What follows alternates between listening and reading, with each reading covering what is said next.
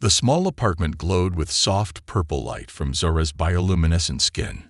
Tom sat in the corner of her worn couch, his hands wrapped around a warm cup of sweet-smelling alien tea.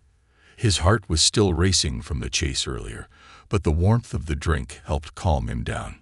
Zora moved around her tiny kitchen, her tall purple form graceful despite the cramped space. She was different from the scary aliens who had chased him. Her eyes were kind, even if they glowed like golden moons. "You need to eat something," she said, placing a bowl of colorful cubes in front of him. "It's Earth food. I keep it for some of my customers." Her voice got quiet at the last word. Tom picked up one of the cubes. It tasted like chicken soup, but better. He hadn't eaten real food in days.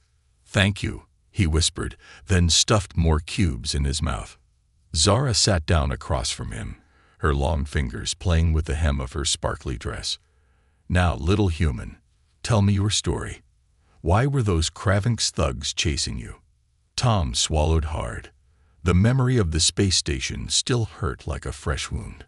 "My parents, they were engineers on Station K9. There was an accident." His voice cracked. "A reactor leak. They sealed the section to save everyone else, but they couldn't." He couldn't finish. Zora's golden eyes softened. "And no other family?" Tom shook his head. "The station sent me to Earth, to an orphanage. But they were mean there. They said aliens ruined Earth. They hit kids who talked to aliens. So I ran away." Zara stood up suddenly, her skin flashing with angry purple patterns. "They hit children." Her voice was dangerous, like thunder in the distance. "It's okay," Tom said quickly. "I'm good at hiding. I've been living in the alleys. But today those big aliens saw me taking food from their trash." Zara paced the small room, her skin shifting through different shades of purple. Tom watched, fascinated. Finally, she stopped and turned to him. "I have a proposal," she said. Her voice was firm but gentle. "You can stay here. I have food, a shower, and a spare sleeping mat. It's not much, but it's safe." Tom's heart jumped. "Really? But why would you help me?" Zara sat down again, closer this time. "Because I know what it's like to be alone." She reached into a drawer and pulled out something that looked like a shimmering crystal flute. "See this? It's a soul pipe. On my world, I was studying to be a musician, but I needed money for my sick mother. Someone offered me a job on Earth. They lied." Her fingers tightened around the instrument. "Now I work at the companion house until I can buy my freedom. But I still practice, every night. Music keeps me going." Tom's eyes widened. "You're a musician. I love music. My mom used to sing to me every night." Zara's skin brightened. "You sing?" Tom nodded eagerly. "Mom taught me lots of songs. Dad said I have a good voice." A slow smile spread across Zora's face. "Then I have an idea. You can stay here, and in return, you help me practice music. 2 conditions. First, you must be very quiet when I have visitors. Second, you must study. I have data tablets. Just because you're hiding doesn't mean you stop learning. I promise." Tom said quickly. "I'll be super quiet, and I love learning. Dad always said education is important. Then we have a deal." Zora held out her long-fingered hand. "Welcome home, little human." Tom took her hand, amazed at how warm it felt. For the first time since losing his parents, he felt safe. But their moment was interrupted by a loud announcement outside. "Attention citizens, report any sightings of ANUNREGISDRE, human child. Reward OFFAORD. Failure to report is AT last 2 FFELNI." Zara's skin darkened to deep purple. She pulled Tom closer, her voice barely a whisper. "Don't worry, little one. They won't find you. Tomorrow, we'll make this place safer. For tonight, just rest." Tom nodded, fighting back tears of relief. He didn't understand why this alien lady was being so nice to him, but he knew one thing. He wasn't alone anymore. In the distance, sirens wailed, and search drones buzzed past the window. But inside the small apartment, an unlikely family was born, brought together by loss, music, and hope. 2 weeks had passed since Tom moved into Zora's apartment. She had cleverly hidden him behind a false wall she'd built years ago, complete with air holes and a tiny light. Every night, after her work hours, they would practice music together. Tonight was different. Zora sat cross-legged on the floor, her soul pipe in her hands, its crystal surface catching the purple glow of her skin. "Ready to try something new?" she asked Tom. Tom nodded eagerly. He loved learning alien music, even though most of it sounded like beautiful whispers mixed with storm sounds. Zora lifted the soul pipe to her lips and began to play. The sound was unlike anything she'd played before, sad and sweet, like rain on a window. But something was wrong. Her fingers trembled, and the notes came out sharp and painful. "I can't do it," she said, lowering the instrument.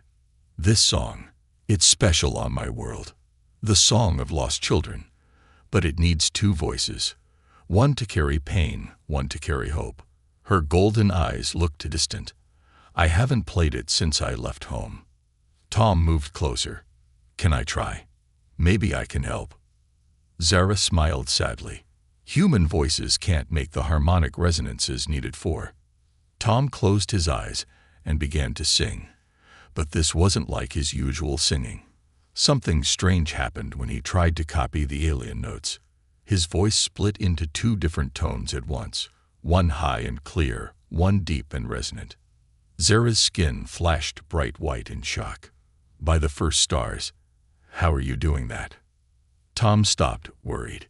"Is it bad? Sometimes I can make weird sounds when I sing. The other kids used to make fun of me." "Bad? Tom, this is incredible." Zora's skin rippled with excited patterns. "Your throat shifting. Only melodians can do that. They're the most respected musicians in the galaxy." She leaned forward, examining his throat. "Your vocal cords, they must have mutated from exposure to something on the space station. This is beyond rare." Tom beamed with pride. Finally, his weird voice was special instead of strange. But their excitement was cut short by heavy footsteps in the hallway. "Room inspection," a gruff voice called out. "New regulations. Open up." Zora moved with practiced speed, helping Tom into his hiding spot. But in their hurry, they knocked over the soul pipe. It rolled under the couch, its crystal surface giving off a faint glow. The door burst open. 2 massive Craving security officers stomped in, their scaled faces twisted in permanent snarls. They began searching the apartment roughly, throwing aside furniture. Tom watched through a tiny crack, his heart pounding. One officer was getting close to his hiding spot. But then something amazing happened. Zara began to hum. It was soft at first, but there was something about the sound that made everyone stop and listen. Her skin glowed with gentle waves of color that matched the melody. The officers' rigid postures began to relax. "Nothing here," the first officer mumbled, suddenly looking sleepy. "Waste of time." "Yeah." The second one yawned. "Let's go." After they left, Zara quickly let Tom out. "Are you okay?" she asked, checking him for injuries. "That was amazing." Tom whispered excitedly. "How did you make them leave?" Zara's skin flushed a deep blue. Embarrassment, Tom had learned. "It's an old technique from my people. Sound can affect minds, especially when combined with bioluminescent patterns. It's why we make such good entertainers." Her voice turned bitter at the end. Tom hugged her impulsively. "I think you're amazing. And now we can make special music together. Will you teach me more alien songs?" Zara's colors shifted to warm purple again. "Yes, little one." But first, she pulled out a data tablet. "Time for your history lesson. Education before entertainment, remember." Tom groaned but smiled. As he settled down to study, he heard Zara humming softly. His voice naturally split into harmonies, joining her tune. The sound of their blended music filled the small apartment, covering the constant drone of search drums outside. In that moment, neither the human boy nor the alien woman felt lost anymore. They had found something better than a hiding place. They had found a family in their shared song. But in the shadows of the megacity, someone else had heard their music. Someone who recognized the rare gift of a human throat shifter. And they had plans of their own. The warning came as a pulse of red light through Zora's skin. She was teaching Tom about alien musical scales when her friend Mara, another companion house worker, flashed the emergency signal from the street below. In their secret light language, the message was clear. Raid coming. Hide him. Now. Quick. Zora whispered, but Tom was already moving. 3 weeks of practice had made him fast.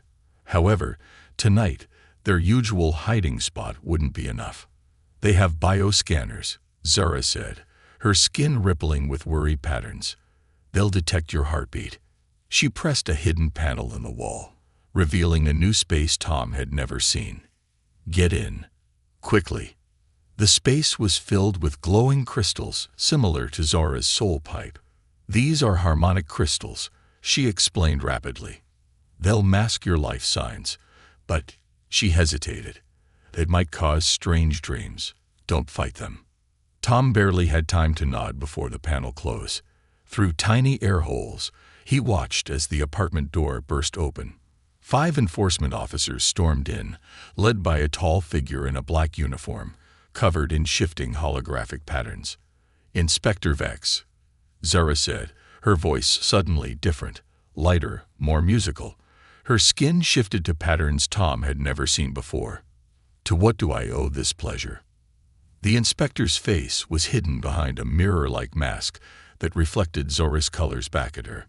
Say your charm patterns, companion. We detect traces of human DNA. Their voice had an artificial echo. Where is the child? I have many human clients, Zora said smoothly. Their DNA lingers. Inside his hiding place, Tom began to feel strange. The crystals around him pulsed with soft light, and their hum seemed to sink into his bones. His consciousness started to drift.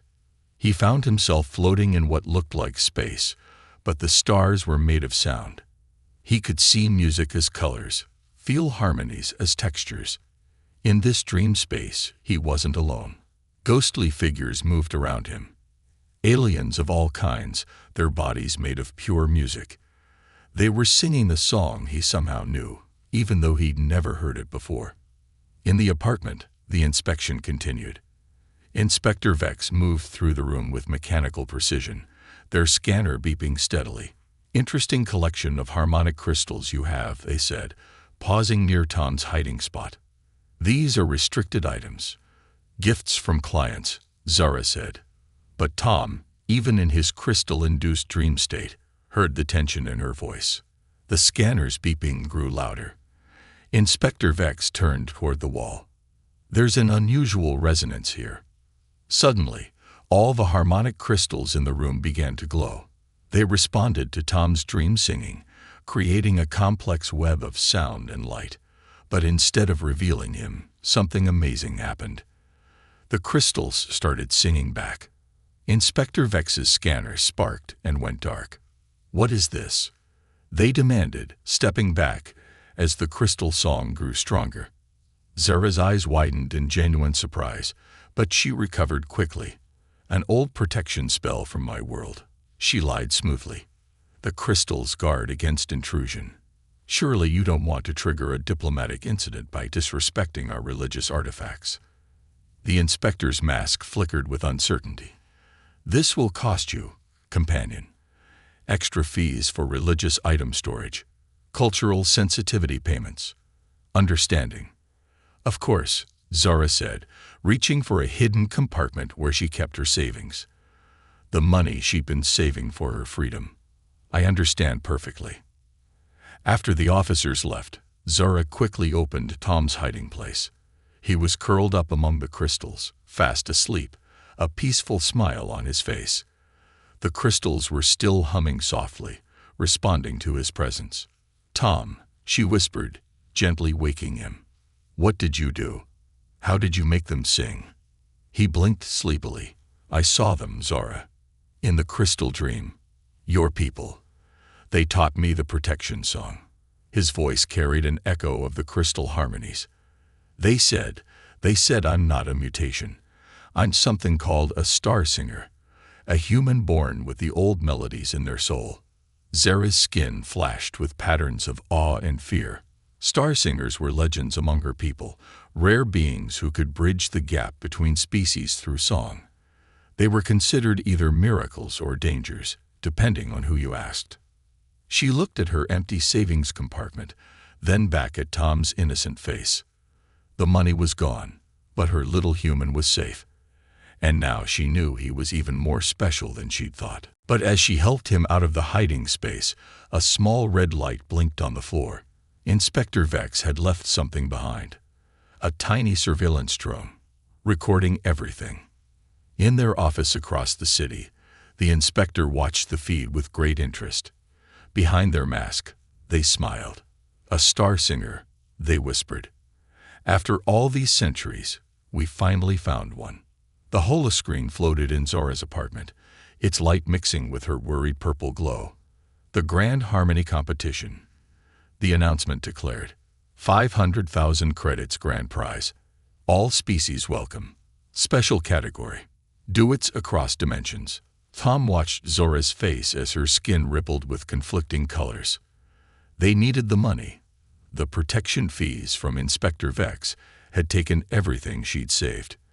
We could win, Tom said softly, his voice naturally splitting into harmonies as he spoke. Since discovering he was a star singer, he couldn't help it. His words came out as music. Zora turned to him, her golden eyes troubled. It's too dangerous. After what happened with the crystals, she gestured to the harmonic crystals, which now hummed constantly in Tom's presence. But before she could finish, something extraordinary happened. The crystals hummed change, forming a complex melody. Tom's eyes went wide as he recognized it. The same song from his crystal dream. Suddenly, the crystals projected a hologram into the room. A tall, elegant alien figure made of light and sound stood before them. Her form shifted like music made visible. "Grandmother," Zara whispered, her skin paling to almost white. The figure smiled. "My dear grandchild," she said in a voice that was pure melody. "And the young star singer I've heard so much about." Tom stared in amazement. "You're one of the beings from my dream." "I am Lyra, first voice of the crystal choir," the figure said. "We have been watching you both. The crystals serve as our eyes across dimensions." She turned to Zara. "Your kindness to this child has not gone unnoticed. But now you both face a choice." The hologram shifted, showing Inspector Vex in their office, watching recordings of Tom singing. "The regulators suspect what he is. They will not stop searching. But there is another way." The hologram changed again, showing the Grand Harmony Competition. "Win this competition," Lyra said, "and you can buy not just your freedom, Zara, but legal protection for Tom. Star singers are protected under galactic law, if they can prove their gift publicly. But the competition requires full biological scans of all participants." Zora protested. "They'll detect that Tom is unregistered." Lyra's form sparkled with amusement. "The crystals can help with that, temporarily. But you'll need to perfect your performance before they lose power. And you'll need to learn the true songs, the music that bridges worlds." Tom stepped forward, his voice harmonizing naturally with the crystal hum. "Can you teach us?" "Better," Lyra said. She raised her hands, and all the harmonic crystals in the room floated into a circle. "I can show you." The crystals spun faster, their light intensifying. Tom and Zara found themselves pulled into another crystal dream, but this one was different. They could see each other, and Lyra was with them in a space that looked like the inside of a star made of music. "This is the song space," Lyra explained. "Here, all music is visible, tangible. You can shape it, mold it, weave it between dimensions." She gestured, and streams of colored light flowed around them. These are the building blocks of the true songs. Tom reached out, touching the stream of light. It responded to his touch, splitting into perfect harmonies. Zara gasped as her soul pipe appeared in her hands, glowing with new power. "You have 3 weeks until the competition," Lyra said. "I will teach you both. But remember, the regulators are watching, and they are not the only ones interested in a human star singer." In the darkened apartment, their physical bodies stood motionless as their minds learned secrets of music that hadn't been shared in centuries. Outside, a small drone recorded everything, transmitting to multiple interested parties. In their office, Inspector Vex watched with growing interest. But they weren't alone.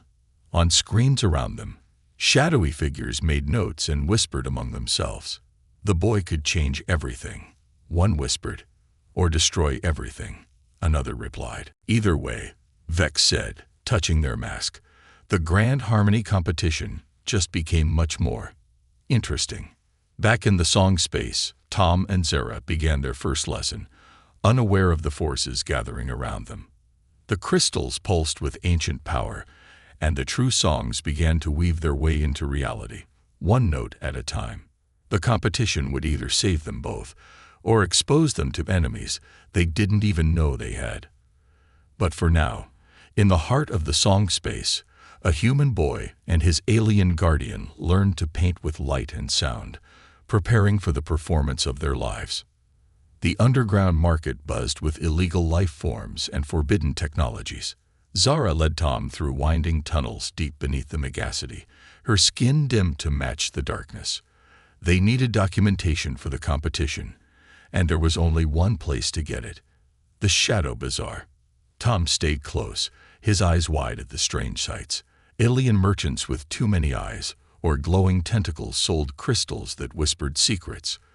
Living tattoos crawled across the skin of tall, shadowy figures.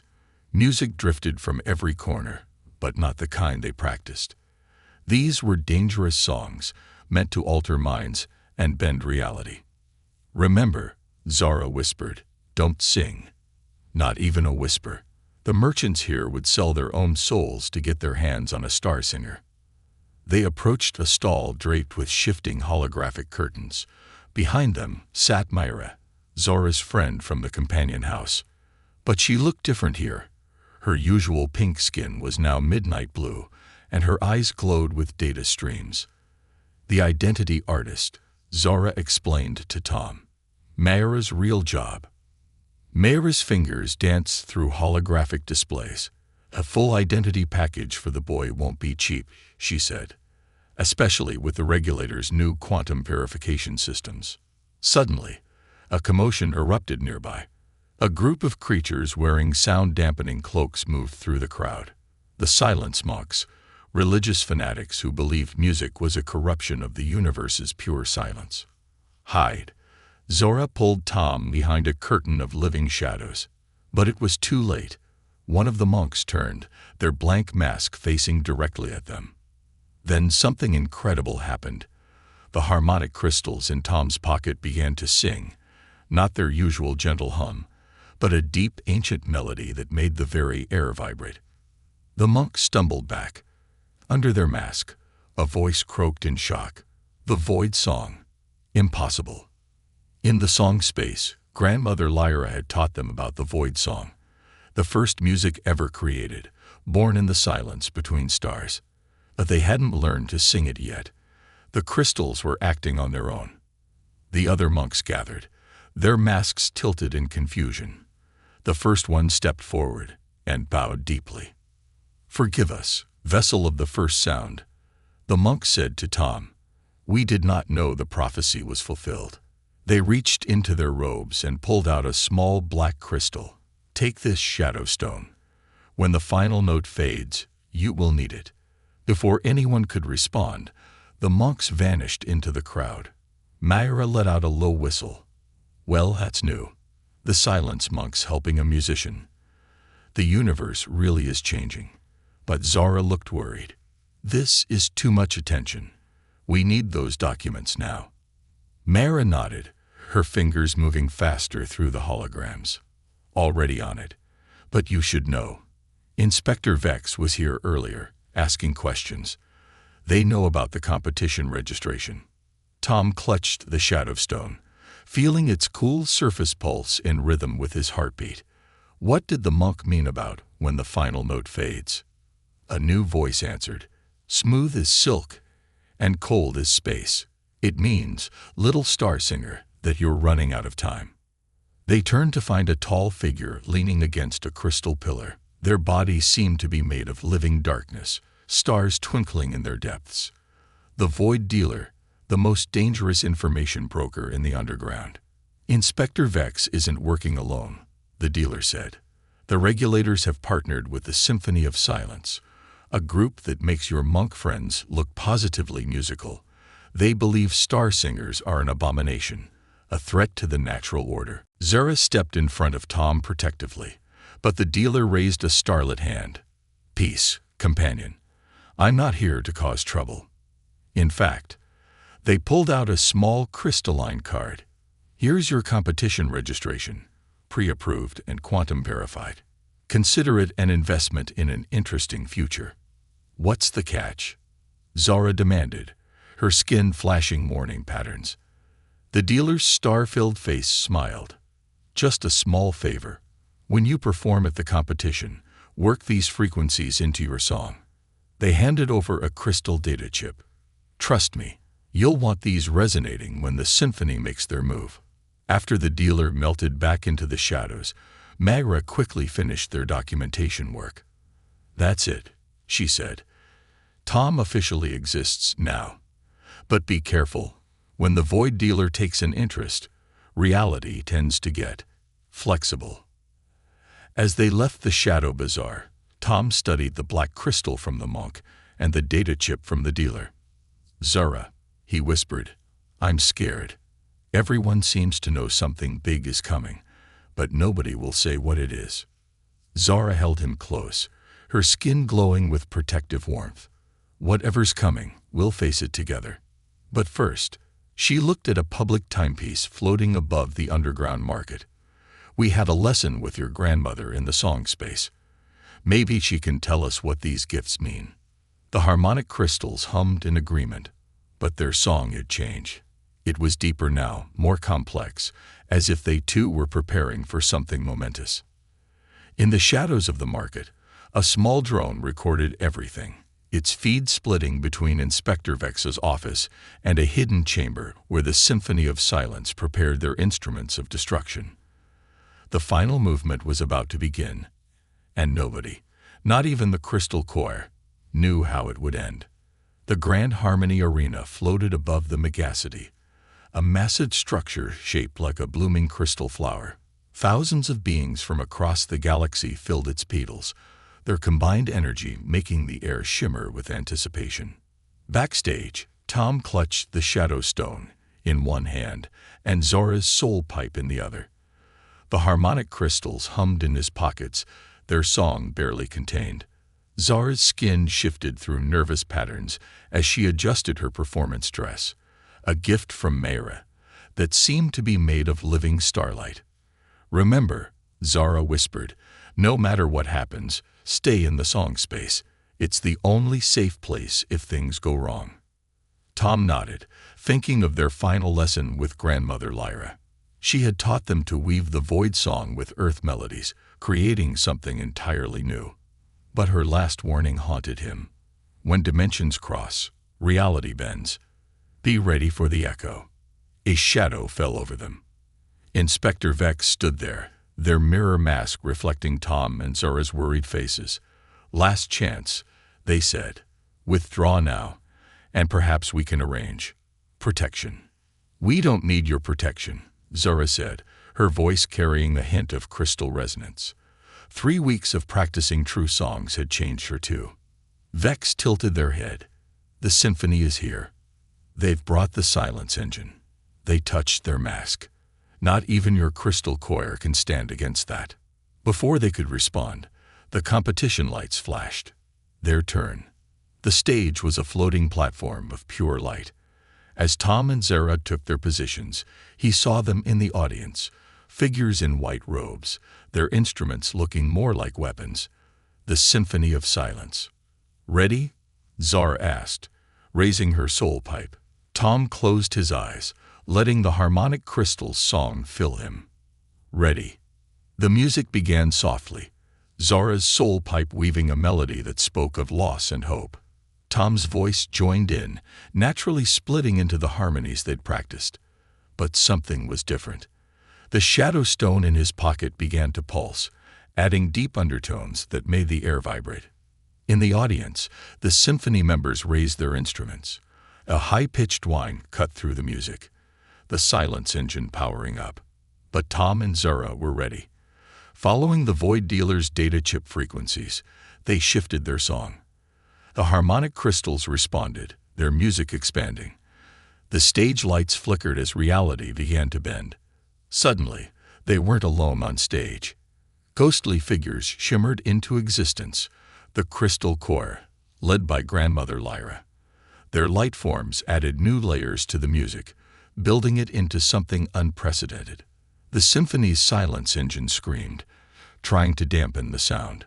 But the shadow stone pulsed once, and the void song emerged, not as destruction, but as transformation. The competing frequencies collided. The air itself seemed to crystallize. And then, in a moment that would be talked about for centuries, dimensions crossed. The stage vanished. The entire arena found itself floating in the song space, where music was visible and reality was fluid. The audience gasped as they saw what Tom and Zara had been seeing all along.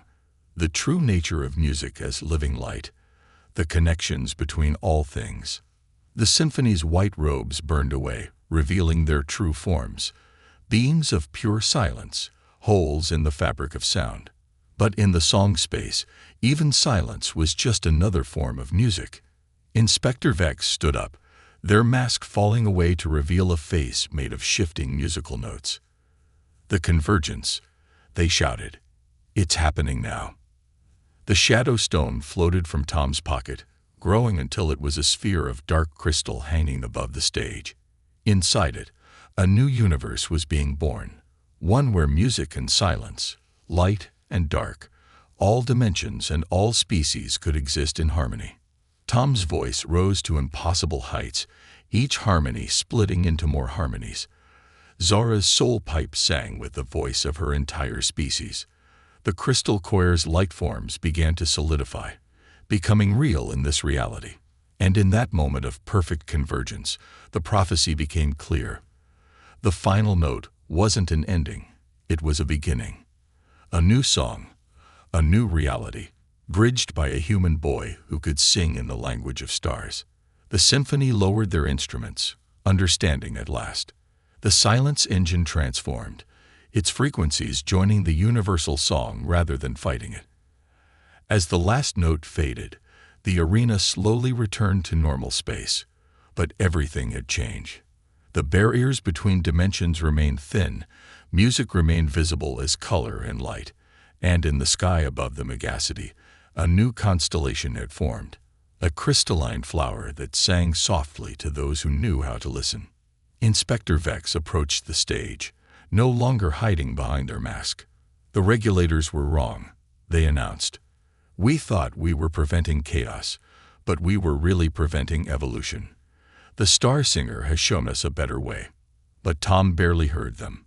He was looking at Zara, whose skin now glowed with patterns he'd never seen before. The companion house mark on her wrist was gone, transformed into a symbol of the Crystal Choir. "We're free," she whispered, tears making her golden eyes shine. "Not just free," Grandmother Lyra said, her now solid form radiant with joy. "You're pioneers, the first of many bridges between worlds." The audience erupted in applause that sounded like starlight. The judges were standing, their scores forgotten in the face of something much bigger than a competition. The Shadow Bazaar's Void Dealer smiled in their seat, their star-filled form rippling with satisfaction. The investment had paid off better than they'd imagined.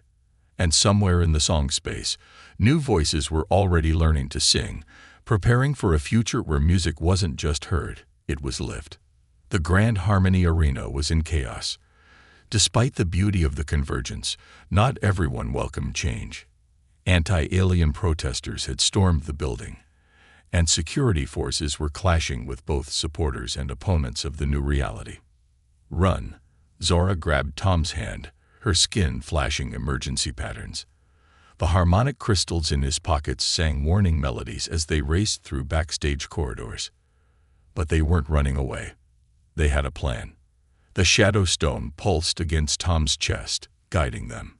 Behind them, heavy boots echoed, not just security forces, but something worse. The symphony's splinter group, those who rejected the harmony and still believed in enforcing silence. They burst onto a maintenance platform overlooking the megacity. Flying vehicles crowded the sky, their lights mixing with the new constellation, the crystal flower that still sang its silent song above them. "There's nowhere left to run," a cold voice said. A group of former symphony members emerged from the shadows, carrying modified silence engines that looked more like weapons. The old order must be preserved. Tom looked at Zora, and in that moment, they both knew what to do. 3 weeks of training in the song space had taught them more than just music. Together, they began to sing. But this wasn't a performance. This was survival music, raw and powerful. The harmonic crystals joined in, their song merging with the shadow stone's deep pulse. Reality began to bend, not just around them, but throughout the entire city. The crystal flower constellation pulsed in response. Grandmother Lyra had told them this might happen. The new constellation wasn't just a symbol. It was a key. Suddenly, Mayra's voice came through their emergency communicator. "The underground is open. The Shadow Bazaar is offering sanctuary to anyone who wants to live in the new harmony." The cityscape transformed. Hidden doorways appeared in impossible places. The underground market's secret passages opened to the sky, becoming bridges between worlds. Reality was reshaping itself, offering choices. The splinter group raised their weapons, but Tom's voice split into 1,000 harmonies, each one carrying the Void Song's power.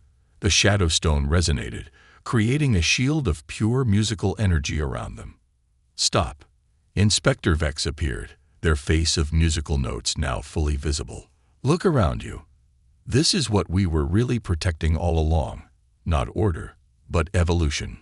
Above them, the crystal choir materialized, their light forms now permanent in this altered reality.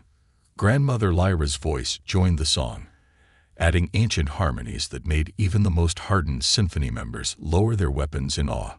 The Void Dealer emerged from a shadow portal, their star-filled forms spreading across the platform. "The investment matures," they said with satisfaction. "A new market opens, trading in harmonies instead of secrets." Tom's voice reached its peak, and the shadow stone responded. Every crystal in the city, from the tiniest shard to the massive arena itself, began to sing. The sound was overwhelming, but not destructive. It was transformative. People had to choose: hold on to the old world of separation and silence, or embrace a new reality where all voices could join the universal song. Many chose harmony. Light bridges appeared between buildings as survivors of the companion houses stepped into freedom.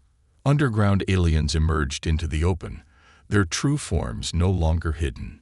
Humans and aliens started singing together, adding their own voices to the change. Some chose to leave, stepping through shadow portals to places where the old laws still held. The splinter group withdrew, their silence engines powerless against the tide of change. In the midst of it all, Tom and Zora held hands, their song becoming a bridge between what was and what could be. "Ready for a new adventure?" Zora asked, her skin glowing with patterns of joy and possibility. Tom smiled, the harmonic crystals humming happily in his pockets. "As long as we're together." The crystal flower constellation pulsed once more, and a new song began. Not an ending, but a first note in a universe of endless music. Epilogue. 1 year later, the megacity had become known as the Harmony Hub. The old companion house was now a school for interspecies music, with Zora as its head teacher. Tom taught other humans to find their inner harmonies, though no other star singers had yet emerged. The underground market had become the resonance exchange, where musicians traded in songs and stories instead of secrets and shadows. Myra ran a legitimate identity authentication service, helping others find their true voices. Inspector Vex led a new department, harmonic relations, ensuring that both music and silence had their place in the new world. The symphony's reformed members worked with the Crystal Choir, creating new forms of music that could exist only in the spaces between dimensions.